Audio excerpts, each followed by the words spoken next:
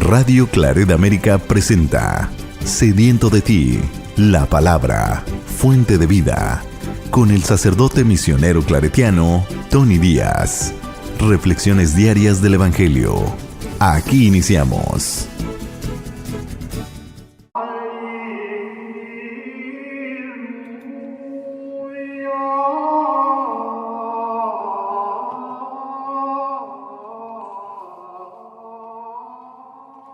Bienvenidos, hermanos, a nuestras reflexiones bíblicas de las lecturas del día. Hoy es jueves de la quinta semana de Pascua, La primera lectura de hoy viene de los Hechos de los Apóstoles, capítulo 15, versículos 7 al 21. Por aquellos días, después de una larga discusión sobre el asunto de la circuncisión, Pedro se levantó y dijo a los apóstoles y a los presbíteros: Hermanos, ustedes saben que ya desde los primeros días Dios me eligió entre ustedes para que los paganos oyeran por mi medio las palabras del Evangelio y creyeran. Dios, que conoce los corazones, mostró su aprobación dándoles el Espíritu Santo igual que a nosotros. No hizo distinción alguna, ya que purificó sus corazones con la fe.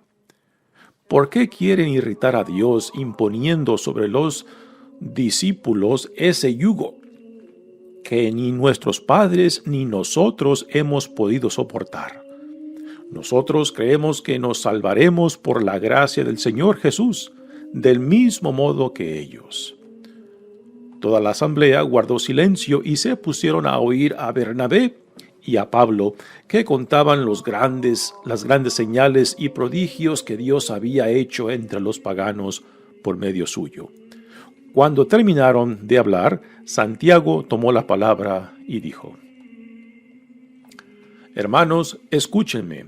Pedro nos ha referido cómo por primera vez se dignó Dios escoger entre los paganos un pueblo que fuera suyo. Esto concuerda con las palabras de los profetas, porque está escrito: Después de estos sucesos volveré y reconstruiré de nuevo la casa de David, que se había derrumbado. Repararé sus ruinas y la reedificaré para que el resto de los hombres busque al Señor, lo mismo que todas las naciones que han sido consagradas a mí. El Señor que hace estas cosas es quien lo dice. Él las conoce desde la eternidad. Por lo cual, yo juzgo que no se debe molestar a los paganos que se convierten a Dios. Basta prescribirles que se abstengan de la fornicación, de comer lo inmolado a los ídolos, la sangre y los animales estrangulados. Si alguien se extraña, Moisés tiene desde antiguo quienes lo predican en las ciudades, puesto que cada sábado se lee en las sinagogas. Palabra de Dios. El salmo responsorial es el Salmo 95 y el responsorio es: Cantemos la grandeza del Señor. Aleluya. Cantemos la grandeza del Señor. Aleluya. Cantemos al Señor un canto nuevo. Que le cante al Señor toda la tierra. Cantemos al Señor y bendigámoslo. Proclamemos su amor día tras día, su grandeza anunciemos a los pueblos, de nación en nación sus maravillas. Caigamos en su templo de rodillas, reina el Señor, digamos a los pueblos, gobierna a las naciones con justicia. Cantemos la grandeza del Señor. Aleluya. El Evangelio de hoy viene de Juan, capítulo 15, versículos 9 al 11. En aquel tiempo Jesús dijo a sus discípulos: Como el Padre me ama, así los amo yo. Permanezcan en mi amor. Si cumplen mis mandamientos, permanecen en mi amor. Lo mismo que yo cumplo los mandamientos de mi Padre, y permanezco en su amor. Les he dicho esto para que mi alegría esté en ustedes y su alegría sea plena. Palabra del Señor. Muy bien, damos comienzo a nuestra reflexión de las lecturas de hoy. Continuamos con el tema del primer concilio que se llevó a cabo en Jerusalén en el año 49, donde tocaron el tema de cómo la comunidad cristiana, compuesta en su mayoría en aquel entonces de judíos cristianos, tenían que recibir a los paganos, o sea, a los no judíos que eran atraídos por el Evangelio de Cristo. Y aquí uno de los temas centrales fue si se les tenía que aplicar la circuncisión, particularmente a los hombres, lo cual implicaba someterlos a la totalidad de la ley mosaica. Y este será uno de los temas principales. Y después, al final de este concilio en Jerusalén, las resoluciones se pondrán en una carta que será enviada junto con Pablo y Bernabé cuando regresen a Antioquía. Esto se verá mañana. Así que ahora tenemos la conclusión de este concilio, donde Pedro tiene una intervención, después Santiago, y la tercera parte en esta final del concilio es la resolución que tomaron, que después será puesta en una carta y enviada con Pablo y Bernabé al regreso a Antioquía. Dice la lectura de hoy: por aquellos días, después de una larga discusión sobre el asunto de la circuncisión, Pedro se levantó y dijo a los apóstoles y a los presbíteros. Si aquí Pedro representa al cuerpo autoritario de la tradición apostólica, y esto lo tenemos en los evangelios, como Jesús, al rodearse de los 12 que escogió entre sus discípulos y les dio el título de apóstoles, Pedro representaba de cierta manera el primero entre iguales. Y aquí lo tenemos poniendo su contribución en este concilio y citando su experiencia de cómo Dios lo llamó para la conversión de Cornelio, un pagano, un soldado romano, quien Dios llamó y quien después Pedro fue instrumento de Dios para la recepción de Cornelio y su familia a la comunidad cristiana. Dice: hermanos, ustedes saben que ya desde los primeros días Dios me eligió entre ustedes para que los paganos oyeran por mi medio las palabras del Evangelio y creyeran. Aquí recordamos la escena cuando Pedro, estando en oración, recibe esa visión de un mantel que baja con diferentes animales que para los judíos eran impuros, y que dentro de esa visión Dios le dice a Pedro que tome y mate y consuma. Y Pedro le dice: no, mis labios no tocarán ningún alimento impuro. Y Dios le dice: no declares impuro lo que Dios ha declarado puro, ¿no? Y con eso Pedro entiende de que no debe estar cerrados a las iniciativas de Dios, particularmente cuando Dios lo pondrá ahora en contacto con un pagano, Cornelio, que es un soldado romano, y que también en ese mismo instante que Pedro tenía su visión, también Cornelio había recibido una visión de un ángel que mandara llamar a Pedro, ¿no? Es a esta escena a la cual Pedro se refiere con estas palabras. Dios, que conoce los corazones, mostró su aprobación dándoles el Espíritu Santo igual que a nosotros.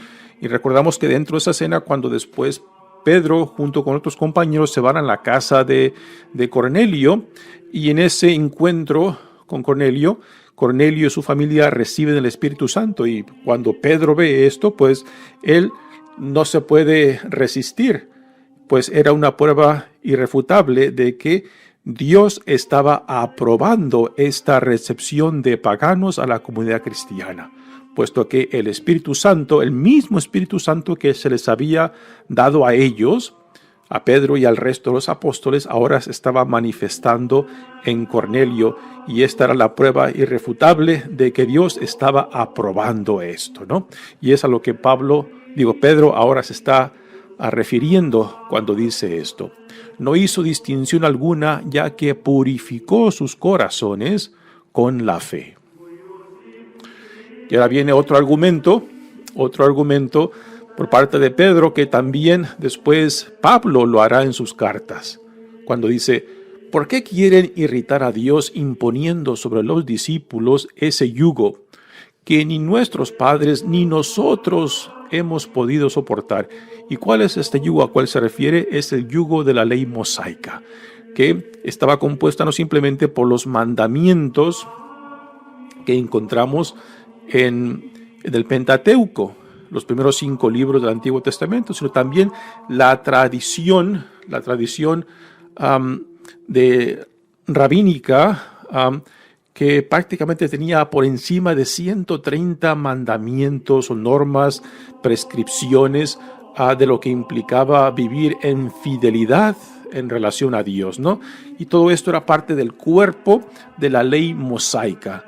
Y a esto es lo que Pedro se refiere, que ni sus padres ni ellos mismos habían podido llevar el yugo de esta ley mosaica, ¿no? Así, si ellos no la pudieron llevar, entonces ¿por qué imponerla a otros que no conocen la tradición de la ley mosaica? Si nosotros creemos que nos salvaremos por la gracia del Señor Jesús, del mismo modo que ellos. Aquí es uno de los argumentos centrales a la fe cristiana, que somos salvados por la gracia de Dios, no por nuestras obras.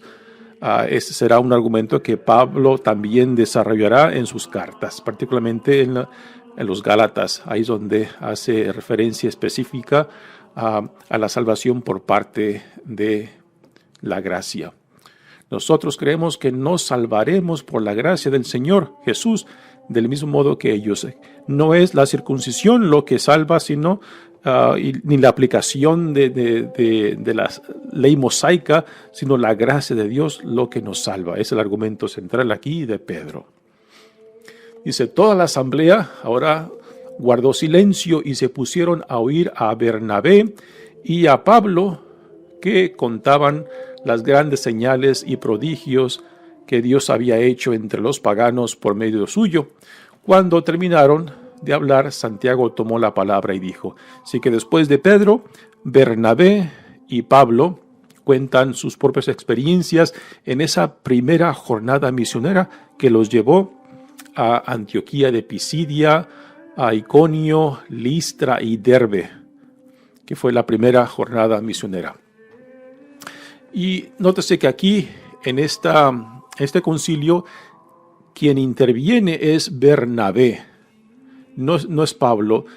Algunos comentaristas dicen que aquí la orden de nombres pone a Bernabé primero y a Pablo segundo. Quizás Bernabé tenía una presencia más importante dentro de la comunidad cristiana en Jerusalén que Pablo. Pablo todavía es un novato, aún todavía no es reconocido formalmente, y quizás es por eso que Bernabé es quien interviene a contarles su experiencia en esa primera jornada misionera.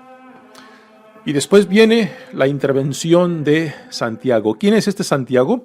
Es el presbítero principal de la comunidad cristiana en Jerusalén y es pariente de Jesús.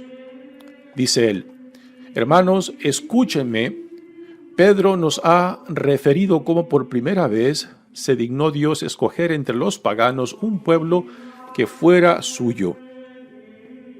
Esto concuerda con las palabras de los profetas, porque está escrito.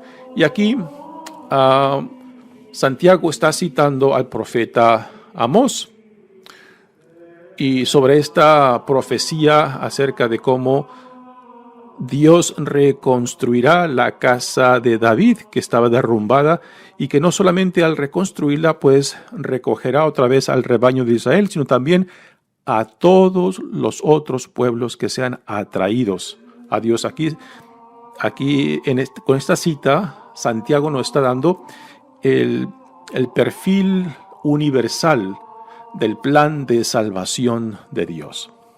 Dice: después de estos sucesos volveré y reconstruiré de nuevo la casa de David que se había derrumbado. repararé sus ruinas y la reedificaré para que el resto de los hombres busque al Señor. El resto de los hombres no solamente se refiere al pueblo judío, al pueblo de Israel, sino también al resto de las naciones cuando menciona lo mismo que todas las naciones que han sido consagradas a mi nombre. ¿Okay? Aquí está el punto de vista universal del plan de salvación de Dios. El Señor que hace estas cosas es quien lo dice.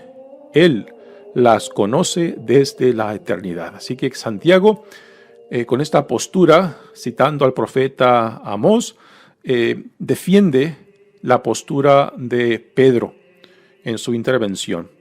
Y ahora viene después parte de la resolución que se llevó a cabo. No se nos dice en esta resolución si todos en su mayoría estuvieron de acuerdo con esto, o sea, de no someter a los paganos, particularmente a los hombres, a la circuncisión, y que por tanto al judío que se circuncisa después se le somete en su totalidad a la ley mosaica. Entonces, este concilio decide no aplicar, no someter a los paganos a la circuncisión, y por tanto tampoco se le aplicará la totalidad de la ley mosaica, pero buscando un punto medio entre el polo conservador, el polo tradicionalista y el polo progresista, Santiago aquí hará algunas concesiones respetando la sensibilidad de los judíos cristianos y a la misma vez afirmando de que no era necesario la circuncisión ni la aplicación del resto de la ley mosaica. Ahora uno preguntaría, bueno, ¿y con esto calmó o dio solución a las intrigas entre aquellos judaizantes, aquellos del partido tradicional que exigían la circuncisión? No, porque sabemos después en las cartas de Pablo que estas intrigas, estos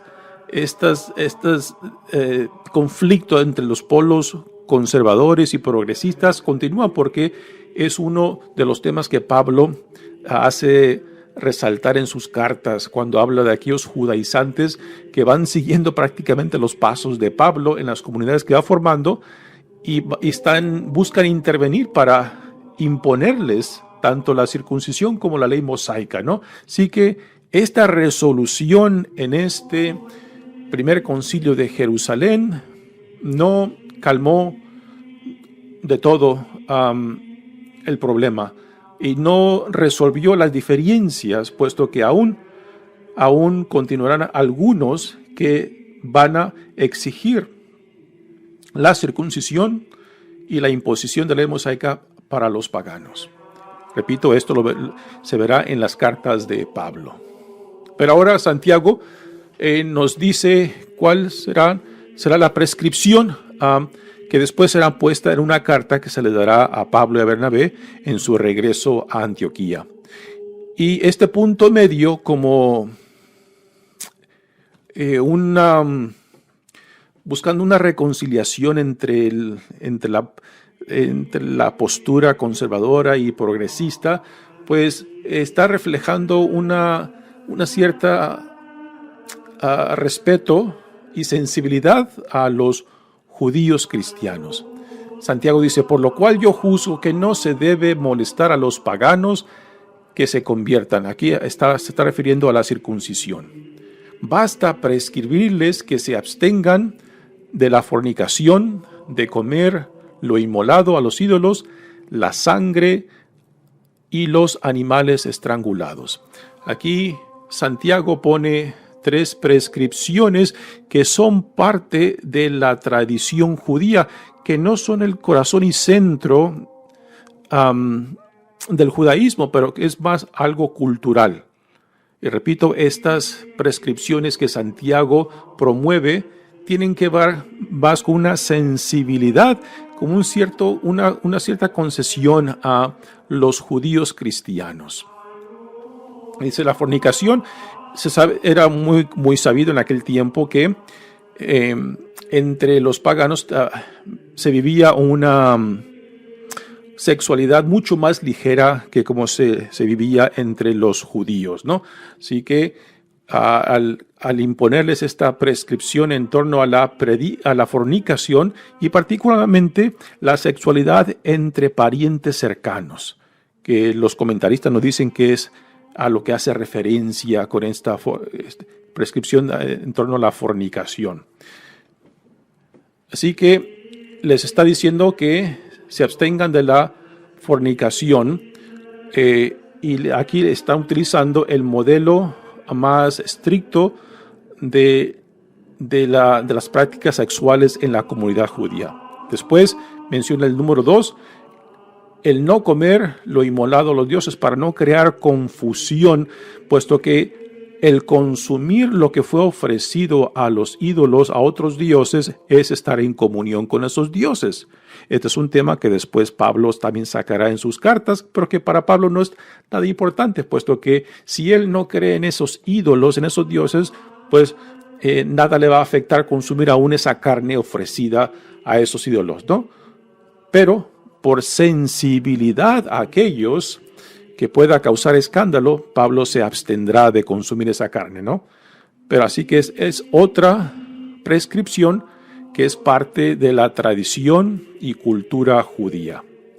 Número 3, la sangre. Para el judío, la vida está en la sangre, por eso el consumir sangre, ya sea de animal, o tener contacto con la sangre, ya sea de animal o de seres o sangre humana, es un tabú que deja a la persona impura ritualmente, que después tiene que pasar por un proceso de purificación para poder participar en los ritos religiosos. Así que también les dice que se abstengan de consumir la sangre, lo cual es algo puramente judío. Y la última, de comer animales estrangulados. Un judío, eso está conectado con la tercera, un judío solamente podía consumir la carne de animales que son degollados, o sea, desangrados totalmente.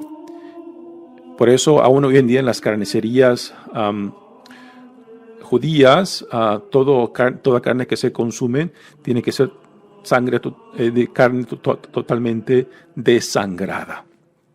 Porque, repito, porque el consumir la carne es consumir la vida misma de aquello que se consumen, puesto que la vida se encuentra en la sangre. Así que son 4 prescripciones que Santiago promueve como resolución de este primer concilio que se lleva a cabo en Jerusalén por el año 49, y han decidido no imponerles la circuncisión a los hombres paganos, lo cual implica también no someterlos a las exigencias de la ley mosaica. Y repito, esta resolución pues quizás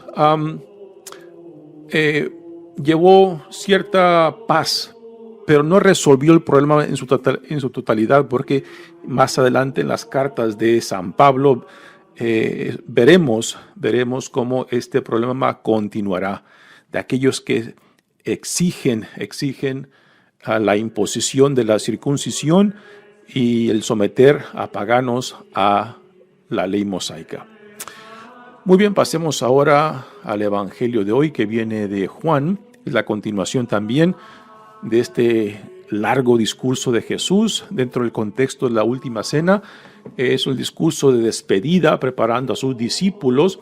Ya en gran parte del Evangelio Jesús menciona el tema de su identidad definida en su unión con Dios Padre, de que para poder entender a Dios Padre hay que entender al Hijo. El que acepta al Hijo acepta al Padre, el que ama al Hijo ama al Padre, ¿no?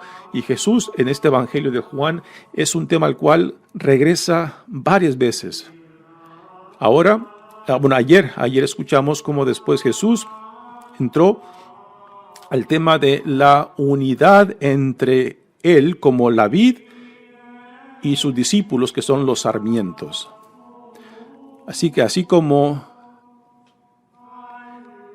el Hijo está unido al Padre, los discípulos tienen que estar unidos a Él como la vid.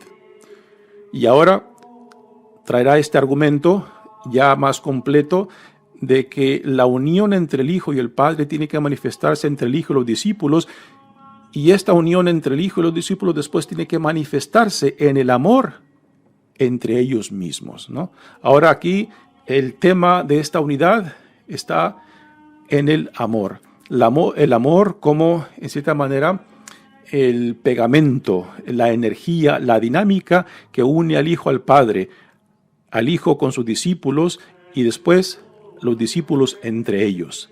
Esta será la energía, la dinámica que deje en manifiesto de dónde es la fuente de todo este programa de salvación, de este programa del reino, ¿no? Que empieza con el Padre manifestado en el amor al Hijo y después lo que el Hijo comparte con sus discípulos y después lo que los discípulos tienen que vivir entre ellos como manifestación de su unidad, de su identificación con Cristo. Dice, en aquel tiempo Jesús dijo a sus discípulos, como el Padre me ama, así los amo yo. Como el Padre, la relación entre el Padre y Hijo, ahora así los amo yo. El Hijo ama a sus discípulos. Permanezcan en mi amor. Si cumplen mis mandamientos, permanecen en mi amor. Nuevamente aquí entra el tema de la obediencia y repetimos de que no es una obediencia impuesta, no es una obediencia de obligación, es una obediencia que está fundada en la experiencia del amor, el amor ágape, vivido entre Dios y el Hijo y sus discípulos, y ahora los discípulos como embajadores, como testigos de esa relación con Jesús y la relación con Jesús con el Padre, se tiene que ahora vivir entre ellos mismos. Y ese amor, esa manifestación del amor será la prueba contundente, la prueba irrefutable de quiénes son ellos, de quiénes son testigos, de quiénes son embajadores. Así que el amor es la manifestación de la realidad o del llamado al cual por el cual ellos han sido enviados por Jesús, quien fue enviado por Dios Padre. Se permanezcan en mi amor, si cumplen mis mandamientos, permanecen en mi amor. Lo mismo que yo cumplo los mandamientos de mi Padre y permanezco en su amor. Aquí otro pensamiento conectado a la obediencia es de que la obediencia de la cual Jesús habla no es una obediencia ocasional o selectiva. Es una obediencia que promueve un estilo de vida porque está plenamente identificada con aquel que los ama. Por eso, la prueba contundente de esta obediencia es la experiencia del amor ágape. Y ya les he hablado antes de que el amor ágape tiene su fuente, tiene su raíz en la iniciativa de Dios, quien volca su amor a nosotros, aun cuando no lo hemos merecido, aun cuando no lo hemos meritado, pero que igualmente nos encontramos amados, aceptados, sanados, reintegrados. ¿Para qué? Para ser enviados y ser testigos de aquel que en amor nos crea, en amor nos sostiene, en amor nos llama y en amor nos envía. Es la experiencia del amor ágape lo que hace posible después ser testigos ante el mundo. Es lo mismo que yo cumplo los mandamientos de mi Padre y permanezco en su amor. Así que el amor será la energía, será el pegamento, digamos, será aquello que une al Padre con el Hijo, el Hijo con sus discípulos, y ahora esto tendrá que ser el amor ágape, la realidad que una a la comunidad de discípulos, a la comunidad de creyentes, a la comunidad de cristianos que forman la iglesia. Y esta es la misma realidad a la cual nosotros somos llamados a vivir y a dar testimonio. Si no damos testimonio de este amor, entonces nuestro testimonio es falso. Nuestro testimonio no convence a nadie. No son palabras, no son argumentos lo que a últimas convence a la gente, sino el testimonio de vida que demos, que ya Jesús en otras partes del Evangelio de Juan nos dirá, ¿no? De que con esto el mundo conocerá que son mis discípulos en la manera que se amen los unos a los otros, ¿no? Y ese es el testimonio irrefutable, el testimonio que produce frutos. Les he dicho esto, dice Jesús, para que mi alegría esté en ustedes. La alegría, el gozo de la vida de Jesús en relación a Dios Padre quiere que sea también parte de la vida en sus discípulos. Es una idea impresionante. Jesús sueña de que lo que Él vive con Dios Padre sea algo que también nosotros lo vivamos, porque la vida de Jesús fluye de esa relación con Dios Padre, y que es lo que Jesús añora y desea para con nosotros, esa misma relación de intimidad y confianza. O sea, que bebamos de esa misma fuente que Él bebió en relación a Dios Padre. Les he dicho esto para que mi alegría esté en ustedes y su alegría sea plena. Es otra de las identificaciones de un cristiano bien identificado con la fuente de Dios, el gozo, la alegría. Y por gozo y alegría no hablo de ese ja, de ese andar siempre con la sonrisita. Es algo más profundo. Es algo que nace de lo más íntimo, de lo más profundo de nuestra existencia, ¿no? A veces este gozo, esta alegría puede ser algo más, digamos, sereno, más calmado, no necesariamente tan extrovertido, sino que algo que se manifiesta en la forma que vivimos, la forma en que relacionamos nuestra visión de la vida, que manifieste esa paz, serenidad, esperanza que produce vida. Yo creo que a esto se refiere Jesús por plenitud de alegría. Mi nombre es Padre Tony Díaz, misionero claretiano. Que Dios los bendiga. Radio Claret América presentó Sediento de ti, la palabra. Fuente de vida. Sus comentarios son importantes. Contáctenos en radioclaretamerica@gmail.com.